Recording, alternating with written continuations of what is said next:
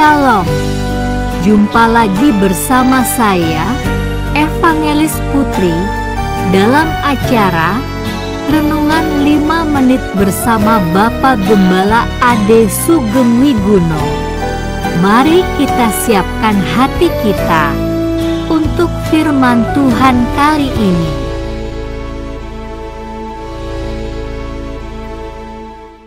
Oke, salam rekan semuanya. Selamat pagi. Selamat datang di ibadah pada pagi hari ini ya. Dan buat firman Tuhan hari ini kita akan membahas yang saya beri judul Hidup Bijaksana Secara Finansial ya. Oke, nah teman-teman, pertama-tama ada banyak banget di luar sana ya orang-orang yang mikirnya kalau orang Kristen tuh gak boleh kaya, gak boleh punya banyak duit ya. Ya itu benar, ada memang orang-orang Kristen yang gak boleh punya banyak duit. Karena kalau punya banyak duit bahaya. Semoga gak terasa dirimu ya. Semoga dirimu termasuk orang yang kalau punya duit memuliakan nama Tuhan ya. Oke. Nah, tapi teman-teman, faktanya, sejujurnya, firman Tuhan juga ngomong soal orang-orang yang duitnya banyak ya. Bukan cuma ngomongnya soal kisah orang-orang yang banyak duit. Misalnya siapa? Abraham, duitnya banyak. Ishak, duitnya banyak. Yakov juga duitnya banyak. Pernah mereka dalam keadaan yang gak ada duit ya, atau gak punya duit ya, sama kayak lo gak gue lah ya. Tapi dikisahkan juga kalau mereka juga ada saat-saat di mereka punya banyak uang. Ya, contohnya siapa? Ayub ya. Ayub adalah orang kaya awalnya, tapi kemudian gak punya apa-apa. Istrinya pun meninggalkan dia, tapi kemudian dia dibully oleh Bapak Yahweh sehingga dia jadi orangnya 7 kali lipat lebih kaya ya. 7 atau 10. Nah ya, better the more the better ya. Tapi teman-teman, intinya apa? Itu bukan cuma ada kisah orang-orang yang diberkati secara luar biasa sampai melimpah dalam firman Tuhan, tapi juga ada ayat-ayat yang memang membahas bahwa anak Tuhan memang diberkati ya. Oke, yuk sekarang kita lihat dulu ya. Poin pertama ya. Oke, poin pertama, firman Tuhan juga menyebut hidup yang melimpah. Disebutkan loh di firman Tuhan. Di mana Pak? Oke, yuk kita lihat ya, Amsal 21 ayat ke-20 ya. Dilihat ya. Oke, saya bacakan. Jadi teman-teman, kita mesti bijaksana dalam mengelola harta ya. Nah, saya tahu ya, ada yang ngomong ya, harta apaan Pak? Boro-boro mengelola harta aja nggak punya. Oke, makanya kita bahas hari ini. Biar kalau nanti ada yang diberkati dengan melimpah, Anda bisa mengelola harta. Karena teman-teman, Amsal 21-20 ya. Di rumah orang bijak ada persediaan yang berharga dan minyak, tetapi orang yang bebar memboroskannya. Oke? Jadi di rumah orang yang bijak ada persediaan yang berharga dan minyak. Jadi ada stok harta benda ya teman-teman ya. Ya, jadi ada saldo nih di rumahnya nih. Zaman itu rumah ya teman-teman ya. Kalau sekarang saldo kita mungkin ya di mana? Indodax, ya di mana lagi? Di Peluang. Oke, di mana lagi teman-teman ya? Ya, Bybit ya, atau di mana lah. Training View boleh, tapi gua nggak trading ya. Ya, kalau Cidewi trading.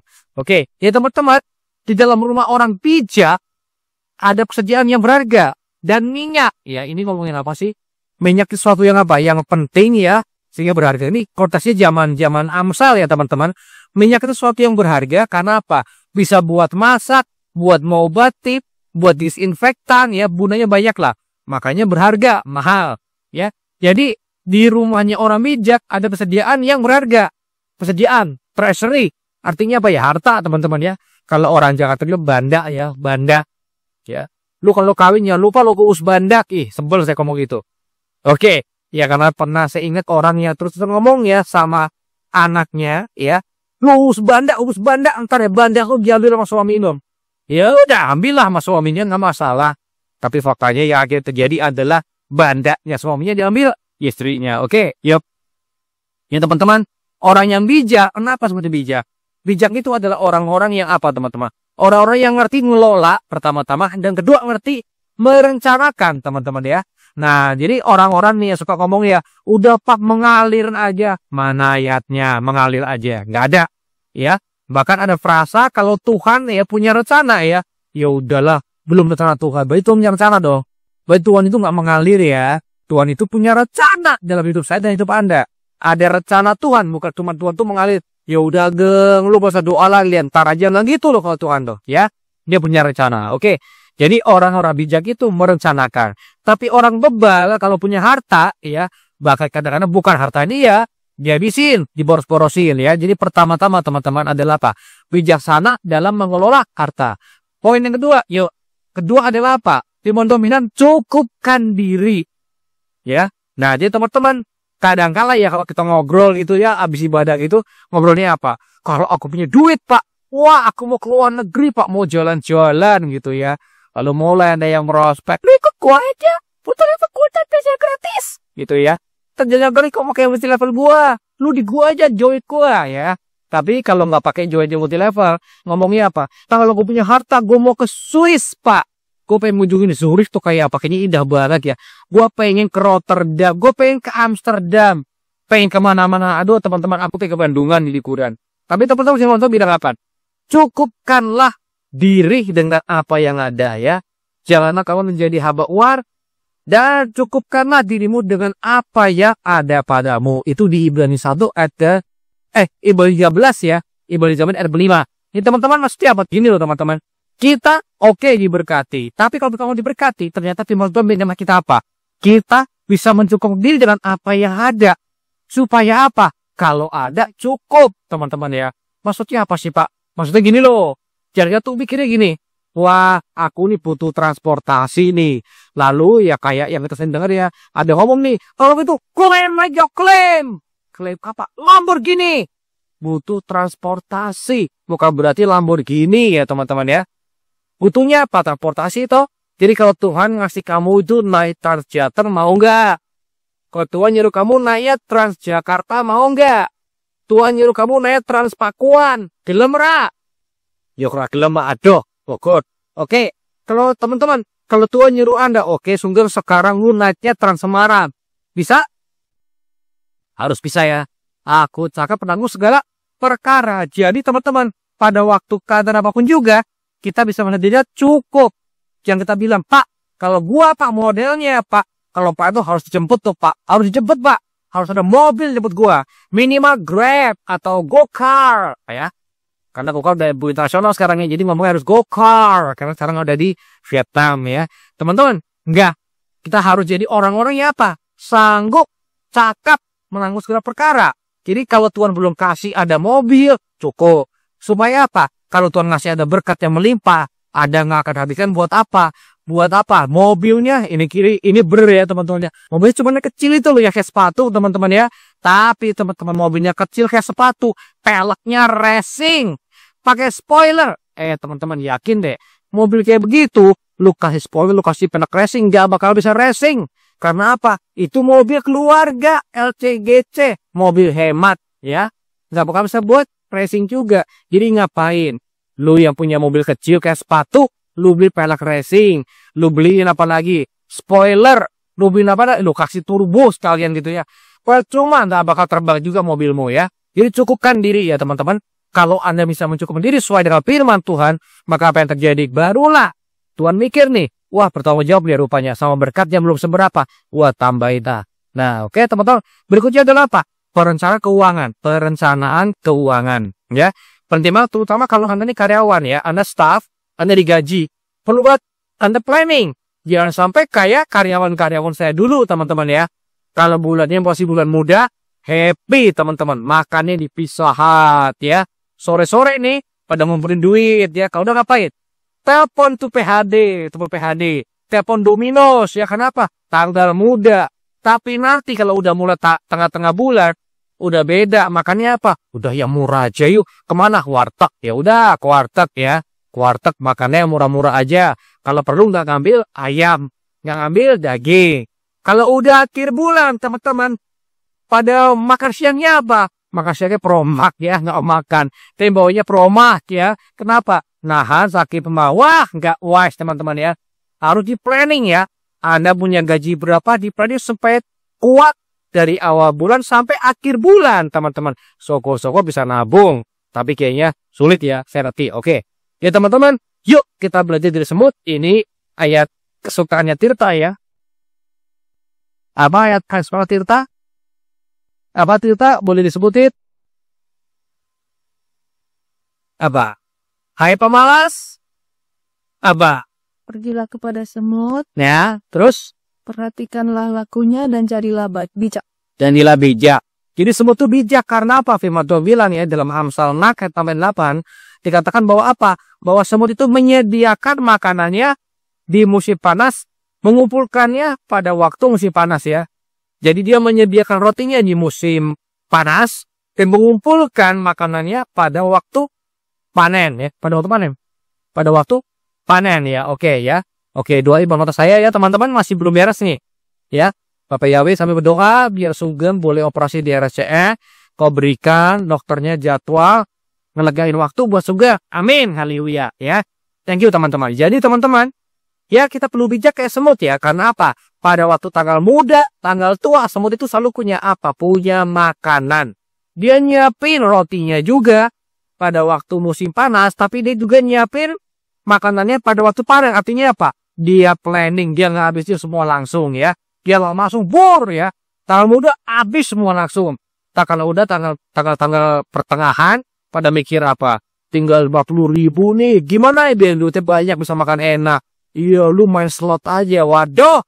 Ya, anak-anak Tuhan nggak boleh main slot, nggak boleh judol, teman-teman ya, nggak boleh judi, mau online kek, mau offline nggak boleh judi ya. Oke, next. Setelah kita ngerti merencanakan keuangan, berikutnya apa? Rahasia hidup berlimpah, yaitu apa teman-teman? Jadi ada nih, ini buat Anda yang pengen tahu ya, Pak gimana Pak biar hidup berlimpah? Saya mau dulu ya, hidup berlimpah teman-teman, itu bukan berlimpah dalam arti ya, hari ini jalan-jalannya kemana? Sejenak hari ini mah ke kota tua ya, ngelihat apa? Museum Kota Hilah, itu museum wayam itu ya. Tapi kalau pengen melimpah biar apa? Biar jalan-jalan Pak, kemana? Ke luar negeri Pak jalan-jalannya.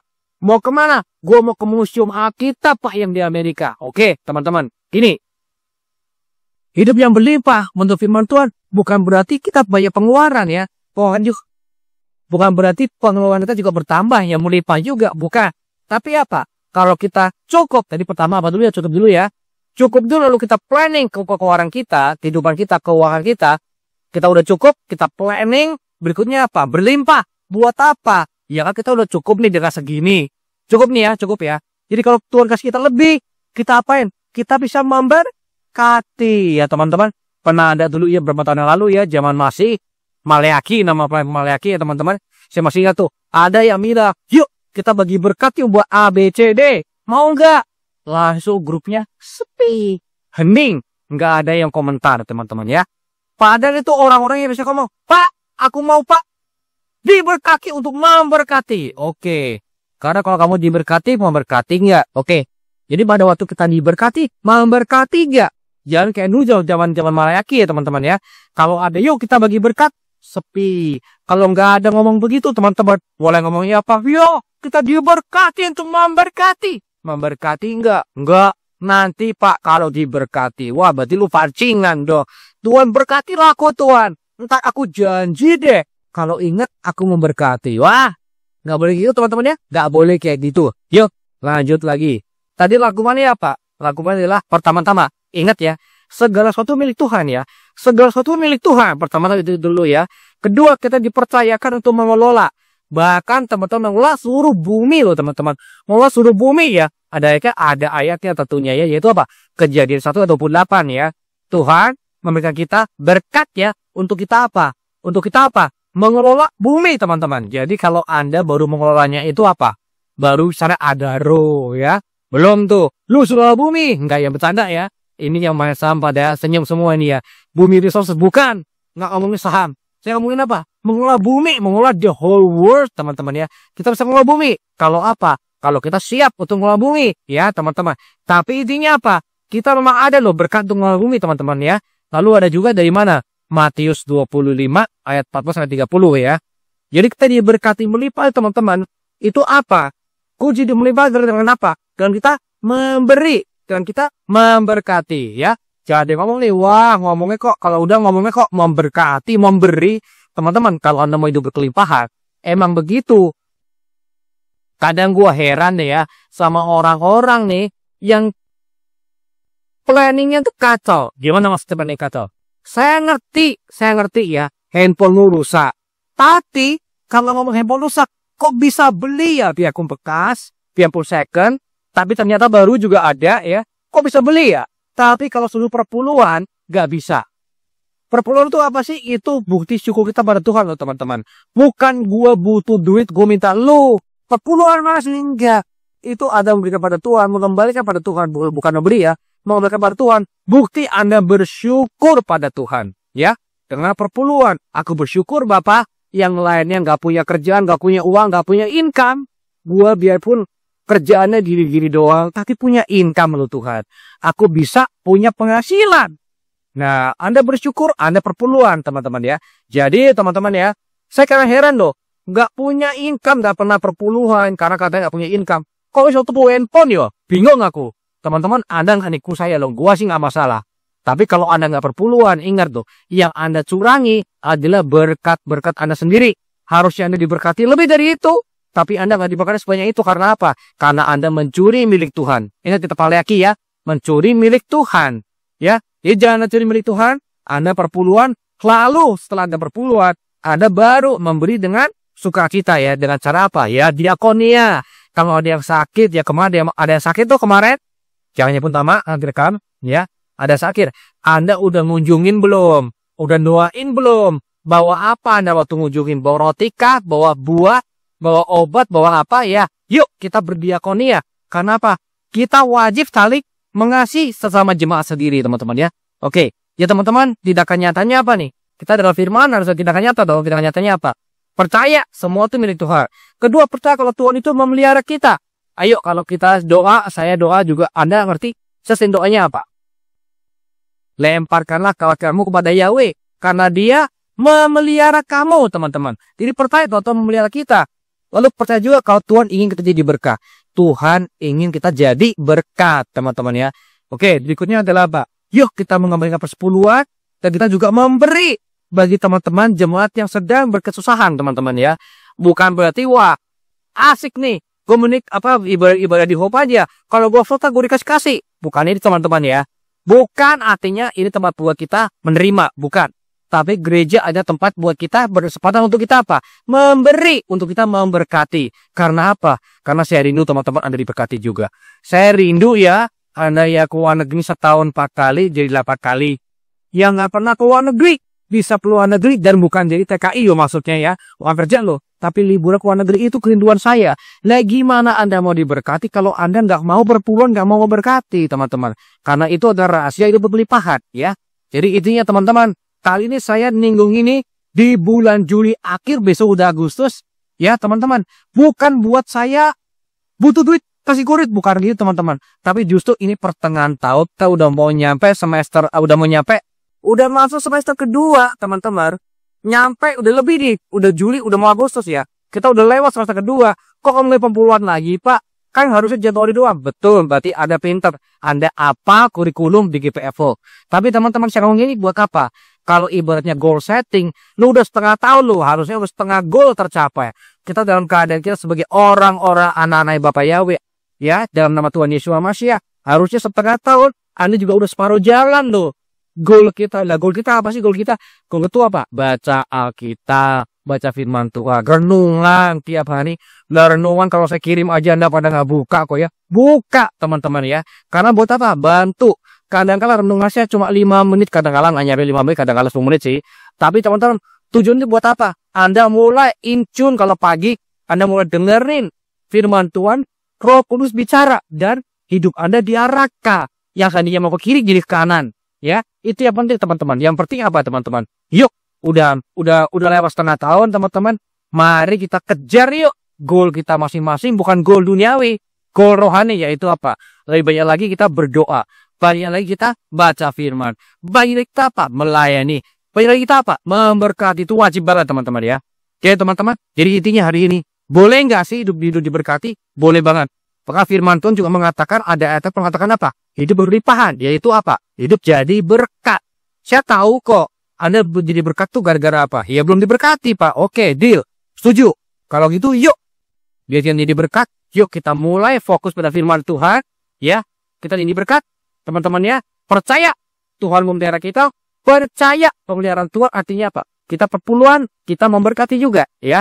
Saya yakin banget pada waktu kita mulai melakukan firman Tuhan ya, maka firman Tuhan akan berlaku pada kita. Lebih dahsyat lagi. Oke, yuk kita doa yuk. Bapak Yahweh yang kami sembah dalam nama Tuhan Yesus Masiah, kami udah tahu Tuhan bagaimana cara kami itu berkelimpahan, itu dengan apa? Jadi berkat. Dan berkat gak perlu duit, gak perlu uang, tapi juga apa? Dengan kami mendoakan yang lain, melayani yang lain, melayani rumah Tuhan. Dan kami memberkati orang-orang, mendoakan orang-orang. Kami mau Tuhan lebih banyak lebih lagi melayani-Mu Tuhan. Dalam nama Tuhan Yesus Masiah, buat hidup kami Tuhan jadi berkat. Buat orang-orang sekeliling kami, biar hidup kami Tuhan jadi seperti pohon yang berbuah-buah dan buahnya lebat dan buahnya manis Tuhan. Terima kasih Bapak, kami terima berkat Tuhan ini, kami percaya Tuhan Kau memberkati kami, sehingga kami boleh menjadi berkat. Dalam nama Tuhan Yesus Masiah, kami terima firman-Mu Tuhan. Kami adalah orang-orang yang diberkati, kami adalah orang-orang yang memberkati. Dalam nama Tuhan Yesus Masiah, haleluya, amin. Telah kita dengarkan firman Tuhan untuk kali ini. Kami percaya Anda telah diberkati oleh firman Tuhan. Sampai jumpa pada episode berikutnya. Bapa Yahweh memberkati.